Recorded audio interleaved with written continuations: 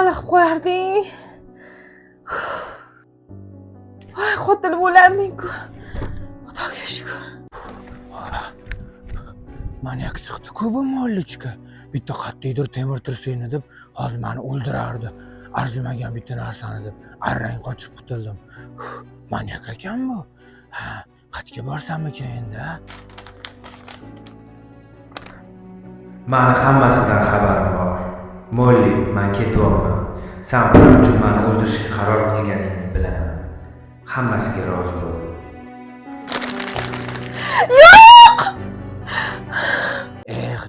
Joni, nimalar qilib qo'yding-a? Hamma narsang bor edi. Yeganing ortingda, yemaganing oldingda, hamma narsang yetarli-ku. Nima qilamiz endi?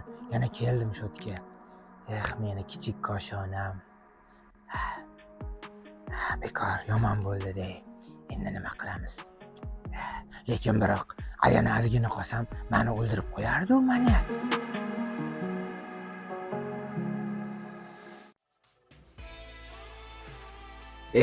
Jonni Enderfonni, to'g'ri, hayotingda seni sevib parvarishlagan ayollar juda ko'p uchradi va senga tuzoq qo'yganlar ham bo'ldi.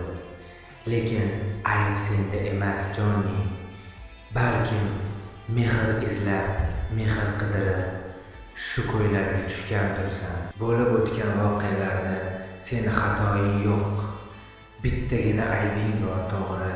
Uyam bo'lsa, sen yoshligingdan mehr-muruvvat ko'rmasdan o'sganingdir. Jonni Enderfonni.